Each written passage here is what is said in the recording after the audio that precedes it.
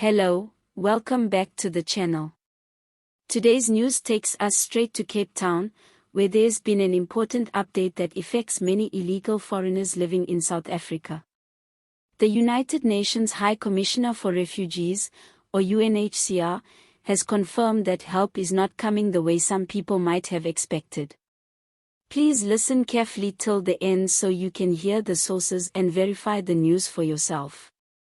And before we get deep into it, don't forget to subscribe to the channel so you don't miss future updates. So, let's unpack what's happening. For years, South Africa has been a destination for people from across the continent and even beyond, many of whom have crossed borders without proper documentation. Some have fled conflict, while others have come seeking jobs, stability, or a better life. But the reality is, South Africa has been carrying a heavy burden when it comes to immigration, and this has fueled debates, tensions, and even protests in recent years. Now the UNHCR, which is usually seen as a global safety net for refugees, has made it clear that their role in South Africa is not to step in and provide the kind of direct aid or resettlement assistance that some foreigners might have been hoping for.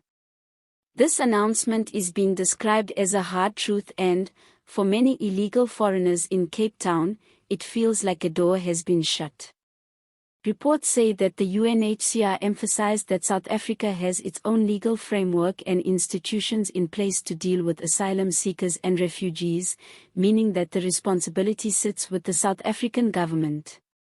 They confirm that while they can provide support in terms of technical assistance, training, and sometimes advocacy, they are not here to hand out food parcels, housing, or medical care to people living illegally. This comes after several groups of foreign nationals had been camping outside government buildings and UN offices in Cape Town, demanding to be relocated to other countries or given international protection. Some of these groups have been vocal for years, saying they do not feel safe in South Africa because of xenophobia, lack of jobs, and poor living conditions. But now, with this confirmation from the UNHCR, the message is becoming very clear: relocation is not on the cards, and the expectations for external rescue are unlikely to be met. For the South African public, this news is being met with mixed reactions. Some see it as necessary, arguing that South Africa cannot continue to be seen as a fallback option for people entering illegally and bypassing local systems. Others, however, have expressed concern, saying that leaving people without support could fuel desperation, crime, and further social unrest. It's a complicated situation, and whichever side you fall on, it raises big questions about how immigration and refugee issues are handled in the country. The Department of Home Affairs has repeatedly said that South Africa is not opposed to helping genuine refugees, but they've also pointed out that the majority of undocumented foreigners in the country are not refugees in the strict legal sense. Many came for economic reasons, which does not qualify them for refugee status. And this is exactly where the frustration lies, because when people are denied asylum, they often remain in the country illegally, blending into communities and sometimes competing with locals for jobs and services. Cape Town, in particular, has been one of the hotspots for these tensions. From city streets to small townships, communities have been grappling with the effects of overcrowding, strained services, and high unemployment rates. Residents often complain that their clinics, schools, and even housing projects are under pressure because of the sheer number of foreign nationals in the system.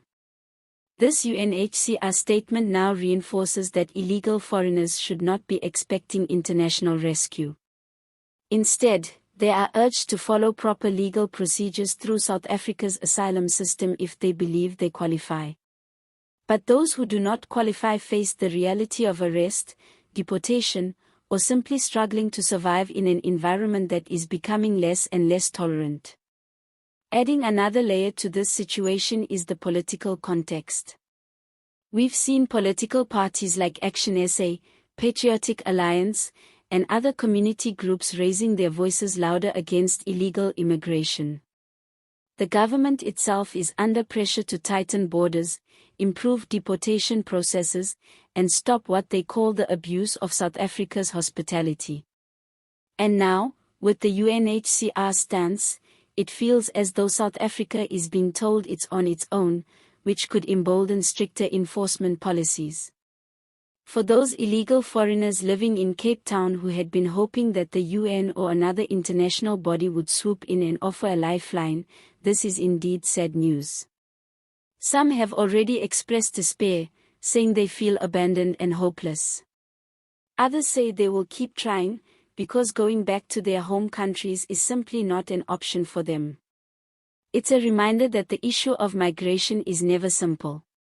Behind the headlines, there are families, children, and individuals who are caught in very difficult circumstances. But at the same time, there are South Africans facing poverty, unemployment, and housing shortages, who feel their struggles are being overlooked while illegal immigrants continue to demand help. It's a clash of needs, and there's no easy answer. What's certain is that this announcement from the UNHCR will shift the debate further. It will likely give more weight to the government and to local groups demanding stricter enforcement. It also signals to illegal foreigners that there may be very little sympathy left, both internationally and locally. The road ahead looks difficult, and those who are undocumented might have to start making tough decisions about their futures. Now, on a lighter note, you know South Africans always manage to find humor even in heavy moments. Someone joked online that illegal foreigners expecting the UN to come save them should have at least sent a calendar invite, because it seems the UN is running on a different schedule altogether. Another person said the UN basically RSVP'd with a firm not attending. Sometimes, humor is the only way to deal with tough realities. If you haven't subscribed yet, please hit that button so you can keep up with updates like these.